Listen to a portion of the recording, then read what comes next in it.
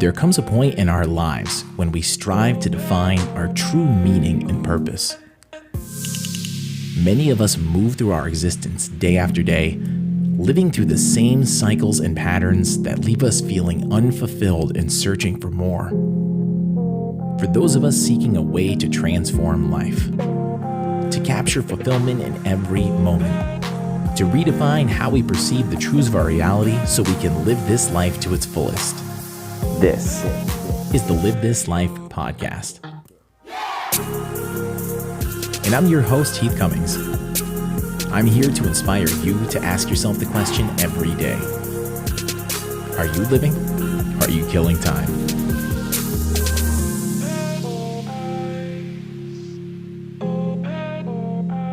Welcome to the show, everybody. In today's episode, I am very excited to welcome Garrett Stevens to the podcast. Garrett happens to be the chairman and CEO of the company HemiSync. Now, if you're not familiar with what HemiSync and binaural beats actually are, stay tuned for this one, as this is a fascinating subject on this amazing newer technology. Back in the 1950s and 60s, a man named Robert Monroe founded the Monroe Institute, where he studied the effects of changing environmental factors to enhance human brain function. And he found that the brain could be put in specific states by inputting specific brain waves of sound. Now, I did a warm-up episode on this one, so if you want to check out the prequel to this episode, check out episode number 67 on brainwave states, the CIA, and binaural beats to get more information on that.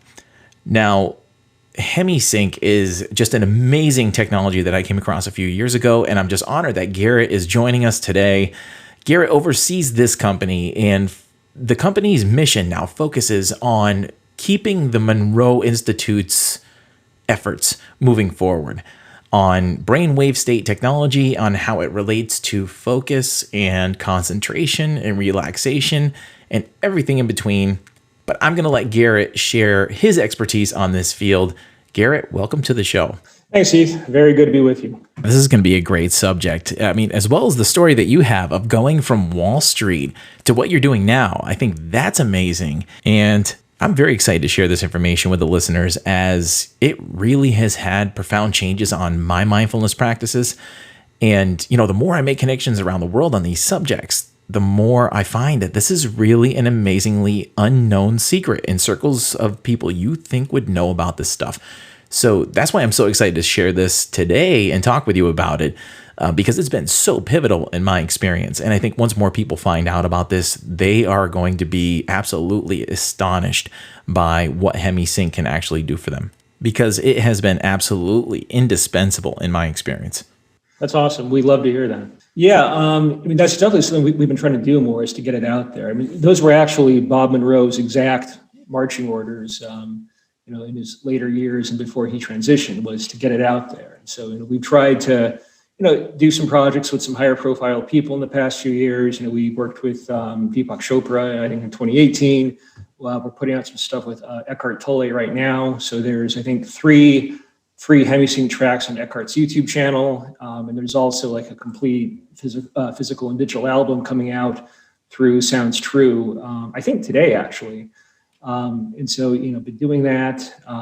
We built an app a couple of years ago to try to get it into more hands and more affordably.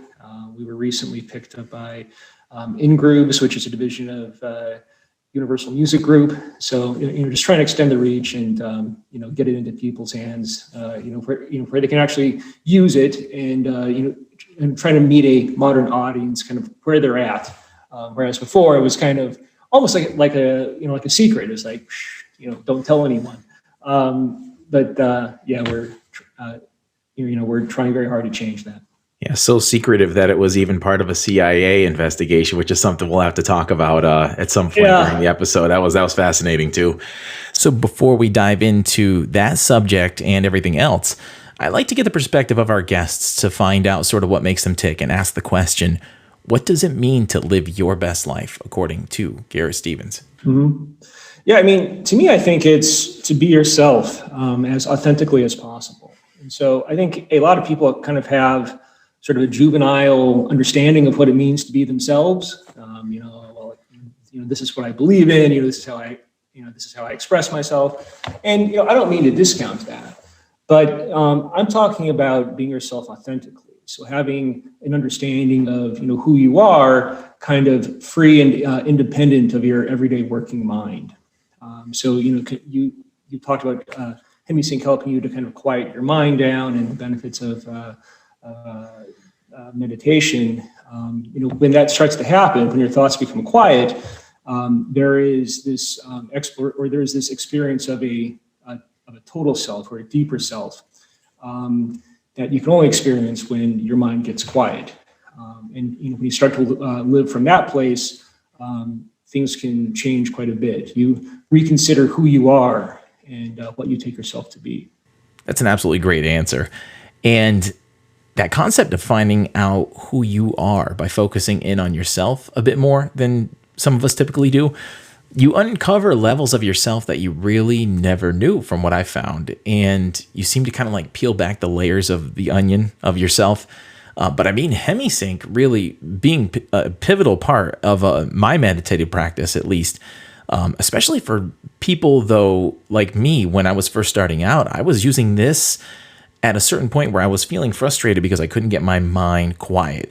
And I know a lot of people who were in a similar boat, and using some of just the free tracks that you can find out there from HemiSync have put them on. And it's really gotten them to get on a more regular practice, where some people normally get discouraged when they try to meditate because of the monkey mind that just keeps on interrupting. Yeah, I mean, I think it can work at different levels. That's one of the beauties of it is it can actually meet you where you're currently at. So for a lot of folks, sitting on a cushion, meditation, that can be challenging. You can sit for a long period of time, even years in some cases, and all you get from it is a stiff back. And so we kind of help you to get into a relaxed state, into a meditative state, more readily, and to hold it for longer. So we do that by using binaural beats. And so the adult human brain actually can't hear anything under about 20 hertz. And that turns out to be unfortunate because there are a lot of very useful brainwave frequencies underneath that level. And when you hear a frequency, your brainwave pattern tends to entrain to that frequency. So from like half a hertz to 4 hertz, that's called delta. So that's useful for sleep. From 4 to 8 hertz, that's called alpha. That's great for relaxation, stress reduction. That's theta. Theta is for meditation. So that's kind of like the borderland, kind of hypnagogic, hypnopompic state, going in and out of sleep. 8 to 14 hertz, that's alpha. That's great for relaxation. And then from about 14 hertz up to about 20 hertz, that's getting to beta. It's actually low beta. And so low beta is great for concentration, tasks of vigilance, things of that nature. And so the way we kind of do that is we basically trick your brain into hearing the frequency, since you can't hear anything under 20 hertz. So if you put, say, 100 hertz into your left ear and 104 into your right, your brain automatically makes a third signal that is not on the recording, which is the difference between those two. So in that case, 4 hertz, 100 hertz, 104 hertz, the difference is 4 hertz. That's the binaural beat. And you can observe that effect by putting an EEG on a recipient. That will create what's called an evoked potential in the neocortex. No one's quite sure how that works exactly, but your brainwave pattern will entrain that frequency. And so basically, HemiSync is a series of binaural beat recipes, really. They're complex, they're multi-layered, and they evoke certain states of consciousness. So that's sort of what we do in a nutshell. We've developed these frequencies that are useful for sleep, relaxation, meditation, concentration, tasks of vigilance. You can certainly apply them in your daily life for manifestation, wellness. That's sort of the entire offering. Absolutely. And I can personally attest to what this has done for my progress, because I have one of those highly active brains, one that doesn't like to rest very much. But I found it easier to get into deep meditations for longer periods of time when I used this, which translated to amazing changes in my everyday life. And I can equate that maybe to like a newcomer to maybe marathon running or just running in general, that if you try to run like 5 miles right away, you'll find that you really can't make it. You're going to have trouble getting to that goal right away and get discouraged. And this technology almost makes it easier to get results from your new parts of practice, which then motivates you to be more consistent and keep going with it. Yeah. Right. So like I'm also a very left-brained, rational person, analytical, as are most folks who come from Wall Street, as you pointed out earlier, is my background. And like what you find in many people like that, especially if they're successful, is they're constantly multitasking, they're constantly stressed. They're basically in what's called high beta. And so when you're in high beta, that's not so great. Your sympathetic nervous system is kicking in, it's injecting your body with adrenaline and cortisol, and you feel stressed. And lots of successful people just kind of think that's the baseline. Like that's how you're supposed to feel. If you're a successful person, that's how you're supposed to feel. And when you're in that mindset, it is very difficult to slow down. It is very difficult to meditate. And so HemiSync is kind of like training wheels to get into those states more easily and more readily, hold them for longer. Absolutely. So let's talk about your story of ending up in the place that you are, it being the chair of HemiSync, and you came from Wall Street. How did that whole transition happen? What kicked that off for you? Yeah, I mean, I was always interested in this stuff. And, for a long period of time, I think my life was just kind of compartmentalized. Like I had sort of my everyday life over here, and then I kind of had, like my inner work, my spiritual stuff over here, and never the twain shall meet. I was able to kind of pull it off for a period of time. And then I kind of got to a point in my early 30s where I went through some crisis. My father died. Suddenly, we kind of, had a big fight before that happened. So, it was very painful. I felt like we had kind of some unfinished business. And I had this sense that, it was still possible to go see him somehow. It didn't make any sense to my rational mind, but somehow I just had the sense that was possible. And he still felt like he was close to me at that time, like nearby. I was actually listening to the Joe Rogan podcast in the very early days when he was more into flotation tanks, psychedelics. Yeah. I used to hear that a lot. And so I decided to try that. I worked in Santa Monica at the time. I Googled float tanks. There was one down in Venice Beach. I decided to go over there one day after work. And, I work market hours. So, I'd get in at like 5:30 a.m. and I'd usually be done at around 4. So I kind of headed over there one day. It was late afternoon, got into this tank. These tanks are pitch black. They're basically sensory deprivation chambers. Right. I think like 2,000 pounds of Epsom salt in there. So, it's very buoyant and the water is heated to like 90 degrees. So you start to kind of lose the sense for your physical boundaries. Water kind of comes up to like right over your ears, but your eyes and your mouth, your nose, they're above water so you can breathe, but it's pitch black. So I'm in there for like an hour and a half or something. And it was very relaxing, but nothing was really happening. And so I decided to, I was done, I was gonna get up. And when I went to do that, to get out of the tank, I realized that I couldn't really move. I was paralyzed. I was like, And then this vibration started. It kind of started in my chest, and then it spread down to my solar plexus, and then kind of my head, and then like my whole body was vibrating. And the next thing I knew, I was kind of shooting out through the top of my head and like, I don't know, going through what felt like a vortex or a wormhole at just what felt like a very high rate of speed. Wild.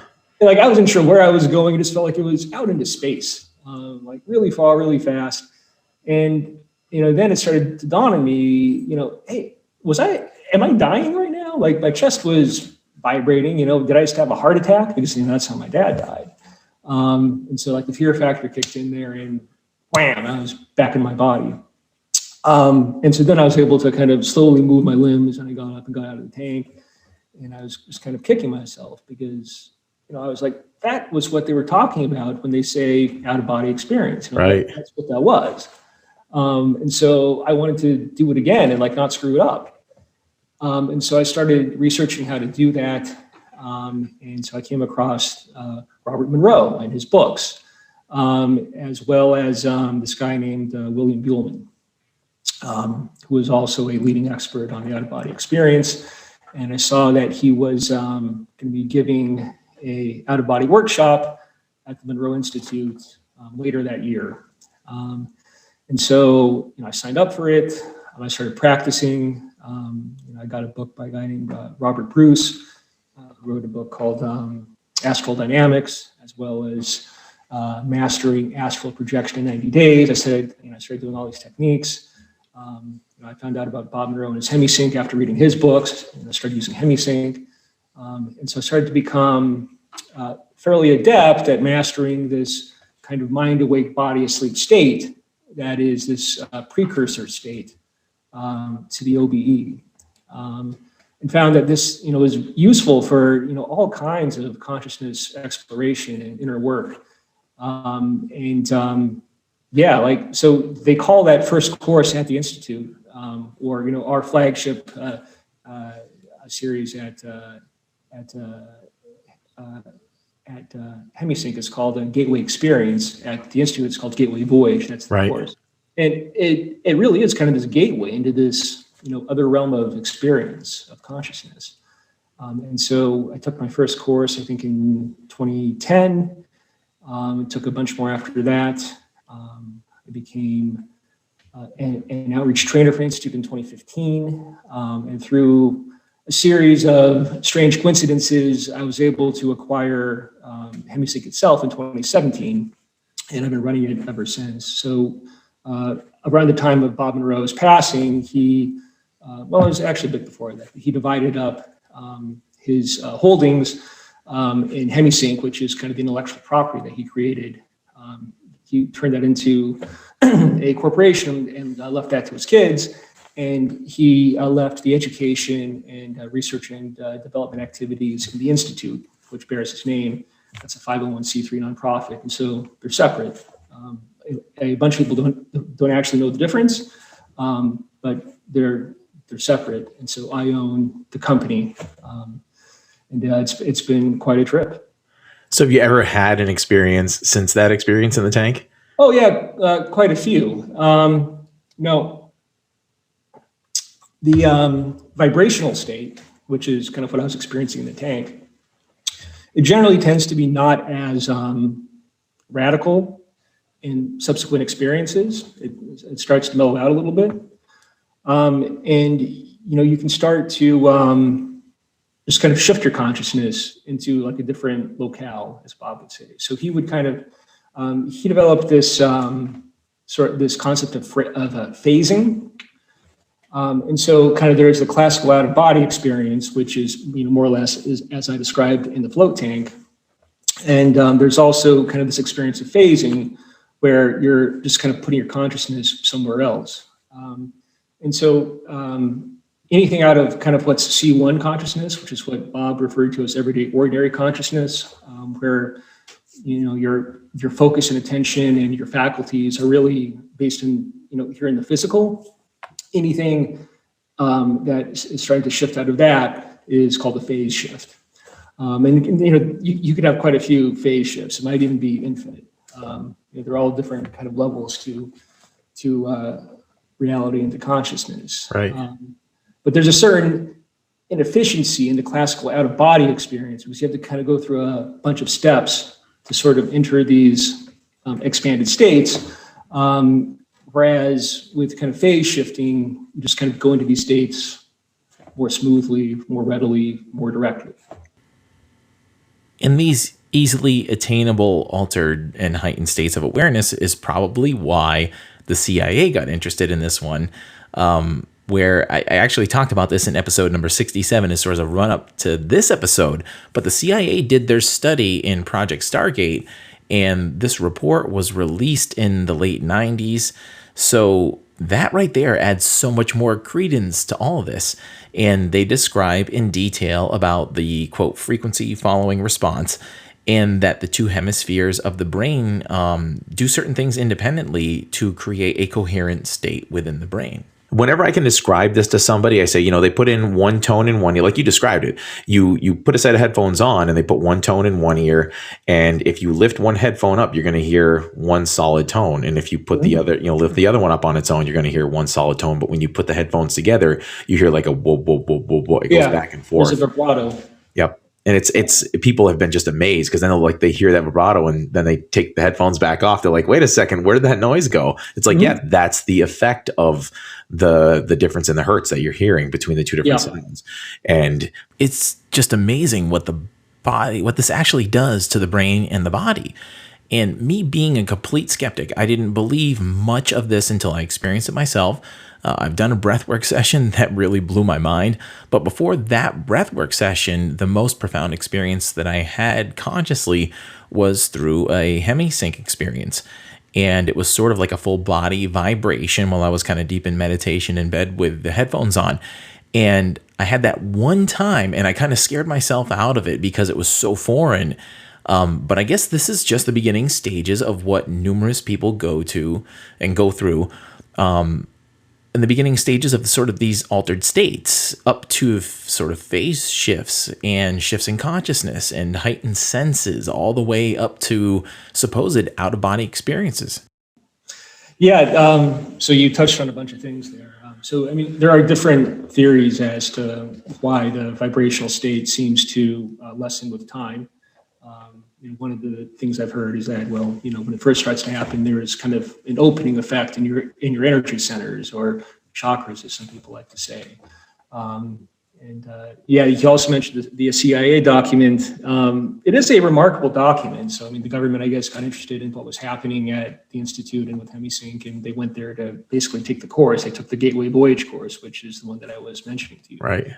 And, this intelligence officer, this agent, developed this very elaborate document with kind of a theory of sort of how this was all working. Kind of got into, what the nature of reality might actually look like. Right. I encourage people to go check it out for themselves if they want to see it. Nobody's quite sure how it works. It's fascinating that the government took an interest. There's a lot of folks that, want to kind of, sensationalize and to make a conspiracy theory out of it, as they do with everything these days. Right. It does have a long and storied and interesting history to it. Yeah, I guess the reason they dove into it was because they were thinking that they could, I wouldn't say weaponize it, but I guess sort of in a way, because if you could transfer your consciousness somewhere else and view something without restriction, obviously there's a strategic, deploying that strategically against an enemy would be, the obvious benefits of that would be huge. But they did. So there was a whole remote viewing project that was called Stargate, where they trained intelligence officers to remotely view through altered states of consciousness, what foreign adversaries were doing. With a decent amount of accuracy from what I read too. Yeah. And so Joe McMoneagle, who was viewer one in that program, teaches the remote viewing course at the Institute. That's amazing. And he was also a contemporary of Bob Monroe and actually married his stepdaughter. So the guy who trained military personnel in a lot of these concepts ended up at the Institute and then also married Bob Monroe's daughter. That's absolutely fascinating. That's amazing. Yeah, I dove into that CIA document, and there's some really profound stuff that the test subjects came up with, stuff that was proven later on with scientific discoveries to be true, where back in the early years, they didn't really understand what the subjects were trying to say, and those people really didn't understand it either. But they were just coming back from their experiences with all of this information. One of them got this download that the universe was the shape of the, quote, cosmic egg, and that the top of the egg was where the white hole was, what we would perceive as the Big Bang, and the universe is basically like a huge recycling plant where eventually, over tens of billions of years, maybe hundreds of billions of years, the matter spews out and around the shape of this egg and then goes into the bottom. and basically gets compressed and condensed to the point of a big bang. That's always happening. And they drew some models of it in this report. It's fascinating stuff. Yeah. Yeah. So we talked about this in one of our conversations about how this technology can help people battling issues like trauma and PTSD and other psychological issues, and that this technology isn't just used for consciousness exploration, but it has healing properties as well. Yeah, so this has actually been studied in some detail. There was a study done just a few years ago at Walter Reed, where they studied hemisync in treating vets with post-deployment stress. That was using the hemisync track Dreamland. And I believe what they did is they used Dreamland, which had hemisync on it, and they used like a placebo or a control track as well, which did not have any hemisync. And they studied, the effects that it was having on these vets, both with respect to their heart rate variability, or HRV, which is a measure of stress, and sympathetic versus parasympathetic response. They asked them to journal, which is more qualitative, but still I think very valid. And there was also one other measurable that is escaping me at the moment, but they found that it was useful to a statistically significant degree on all 4 factors that were measured. So that was published in the Journal of Nursing. I'm happy to share that after the show if you'd like to take a look at it and definitely share it with your audience. But yeah, no, it's definitely been shown to be very effective in treating PTSD. So not surprised to hear that. I'm very glad it was helpful for you. Yeah, it definitely was. And trying to really advocate for people to try and get through these things like I did, from, whether it's experiences in life, traumas and all that stuff, or stuff that happens through people at work, whether they're military, public safety, police, whatever they're into, in medical field of what people have been through the pandemic and everything. And to do it without abusing alcohol or drugs or prescriptions. I wanted people to understand this stuff, and I wanted to share it with them so it can be kind of added to the options that are out there for people, or more tools for the tool belt for situations like this and certain states that people find themselves in, and they can add it to sort of a varied approach to try and get over some of these kinds of things. Yeah, I mean it's definitely no substitute for working with a trained professional. Absolutely. But I think a lot of folks have such a hard time relaxing, and they don't even really know what it means to relax. They think that like watching TV or like having a beer or hanging out is relaxing, but you might not be relaxed actually if you kind of measure it clinically. You might still be your sympathetic nervous system might still be kicking in with adrenaline and cortisol, and you might not actually know it. And so one of the things that people often experience with putting on the headphones and getting truly deeply relaxed for the first time is, wow, like I didn't know it was possible to be this relaxed, or oh, I didn't know like that this was what it felt like. And so once you can have that first experience, it is much easier to return to it. You're kind of laying down the neural pathways to return to that state of consciousness, to that specific experience. Yeah, the speed in which this helped was amazing too. I was so dedicated to meditation and trying to get deep into it, and I struggled on my own in silent rooms and getting distracted and frustrated for so long. I just didn't want to quit. And then when I discovered binaural beats and all of these technologies that go along with it, the advancements just accelerated so rapidly since then. Like, you mold those pathways in your brain with practices like this. It's amazing how quickly that default programming can get overridden and then just new pathways open up in front of you. It's profound. Yeah, that's the whole concept of neuroplasticity. So, what fires together wires together. And Joe Dispenza does a really good job of explaining. Yeah, big fan of Joe Dispenza's work. Yeah, and it's never too late to change your habits from ones that don't serve you to ones that do. And so, I love shows like yours that try to give folks the tools to actually do that. So with that, what was the name of it? The deprivation tank. What is the formal name of it? The float tank. The float tank. Yeah. Was that, so did that become a common thing for you after you had that experience, or was that kind of, that was I did kind it of a couple more times, and like I always enjoy it, but I didn't have quite that same experience again. And again, I found that with using the headphones, with using HemiSync, I could get to those states actually much faster than I could in a float tank. And eventually, I didn't really need the headphones at all to kind of access these states. I can sit on a cushion or I can lie down, and it's still very stable. I'll still use the headphones maybe once a week to kind of, relax a bit, maybe have an experience that I wouldn't otherwise, don't have to do quite as much of the heavy lifting. Maybe I just kind of want to go on a journey. But you don't have to do it daily if you don't want to. Right. Yeah. Have you ever used one of those, the biofeedback devices for meditation, like a Muse, or there's a few of them out there on the market, but have you ever used any of those? I have experimented with them a little bit. Yeah. I think they can be useful, at least initially. It's a bit of a gimmick. Once you get into it though, you start to notice when you're coherent, right? When you're trained, and it's unmistakable.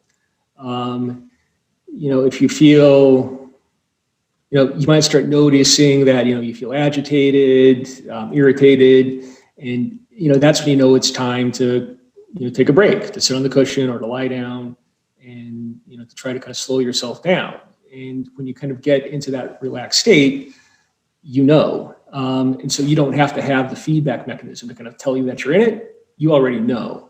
But early on, I think a lot of people have fun with that. Yeah. It's kind of Yeah, I've got one of those things years into meditating, and I kind of equate it to having a sort of like a varied practice in physical training, kind of like what you do when you're doing mindfulness and meditation. That sometimes, it's good when you're doing meditation just to sit in silence or be somewhere quiet in the woods.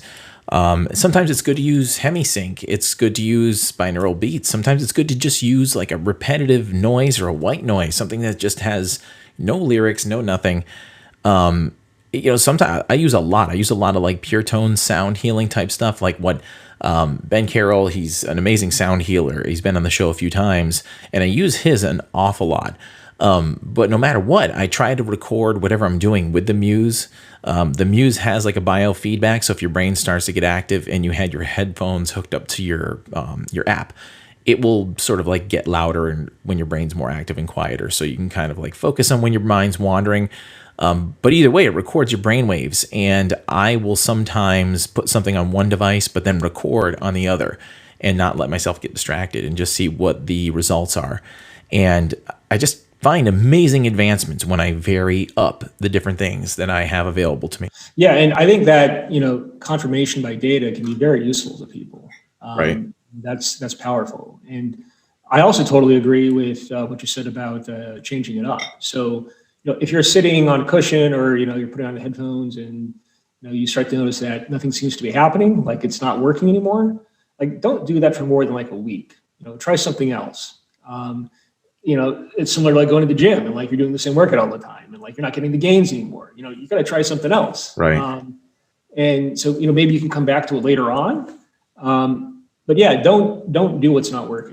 The float tank thing sounds like that might be my next adventure, because I have to completely block off my senses anyways when I meditate, like an eye mask and noise canceling headphones. So that sounds pretty cool. I did a breathwork session recently that kind of blew my mind. So now I'm kind of thinking of like what comes next. And this honestly sounds a little scary.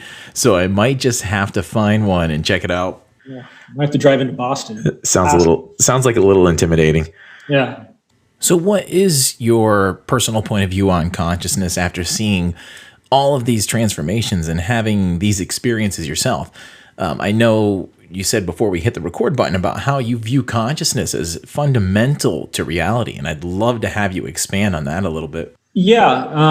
I think this idea that consciousness is what is fundamental, it can not only be life-changing on an individual level, but I think it can be really impactful for society as a whole and can help to bridge a lot of the problems that we have that seem to be unsolvable or intractable.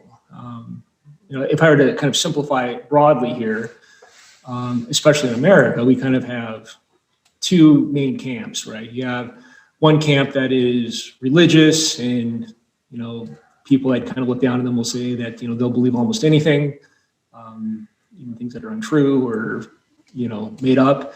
And then on the other hand, on the other side, you have people that are kind of scientifically materialist. So they're reductive, they're analytical, they're highly educated, and they believe that basically everything can be explained away by breaking things down smaller and smaller.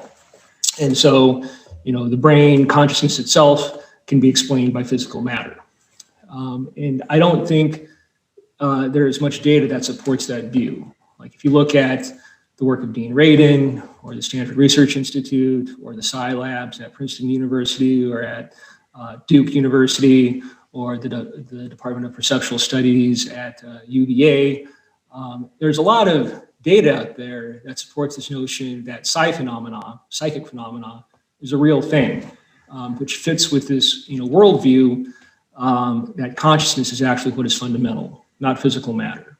So everything resides within consciousness, not vice versa. And I think if people started coming around to that view, it would really change society at large. What it means for the individual is that you really can shape your own reality. When you enter into these non-physical states, you enter into environments that are very thought responsive. So you will notice that your environment changes as soon as your thoughts change. And so if you accept this view that our physical matter reality is also based in consciousness, the same thing should hold true. You can shape the reality around you. It might take a bit longer in this denser medium that we're operating in physical matter, but it still works. And I've very much kind of applied these principles in my own life and find that they work. They might not work, in the timelines that I think are, what's best for me or in the way that I think is best for me. But when I kind of look back on it, it usually did work out for the best, or there was some reason behind it that I didn't fully appreciate at the time. And so, these are, I think, life-altering, kind of paradigm-shifting realizations that are, there for the taking. If people want to kind of open their eyes and see what's actually there, see what's there in front of us. Yeah, and I feel like there's a lot of people who are starting to wake up to these types of concepts as well. And, the more we discover about the reality around us, the more sense I think it makes to more people. It's less woo-woo. Recent discoveries show how the smallest parts of the universe are just energy and vibration. So, really, when you put those new discoveries together with some of these concepts that go all the way back into the 50s and 60s with the most recent modern discoveries, it's no wonder that these sounds of vibrations and waves affect us so much, because it makes up the world around us at the smallest parts of the universe. So it's no wonder why we see the type of results that we see when these types of sound waves are introduced to the human brain and the body. It's just a shame that mainstream academics dismiss a lot of this stuff, because I just feel like there's just so much that we don't know. And when more information comes out, it just gets dismissed. But also on the flip side, I know there are some legitimate institutions and universities and everything that are studying this stuff in their neurology departments and paying attention to this stuff at the same time people are thumbing down their nose at it, And there's this book called End to Upside Down Thinking that was put up by a guy named Mark Gober, who was on my show, I think last year or the year before. That does a really good job of summarizing all the data and research that's been done that supports this idea that consciousness is in fact what is fundamental. And you're right, the academics, scientists, and institutions are not comfortable with that view, and it's really unfortunate, because science in general, I think, especially in the early part of the 20th century, was really moving towards this paradigm that, consciousness is what is fundamental. If you look at, Einstein or Niels Bohr or any of the fathers of quantum mechanics, that was kind of where it was heading. And I've often asked the question, well, what happened? I think part of what happened is physical science has been so successful in the 20th century and early 21st century with the microchip and everything that modern kind of physical science has produced for us, from our smartphones to the Zoom call, that it sort of became what was primary.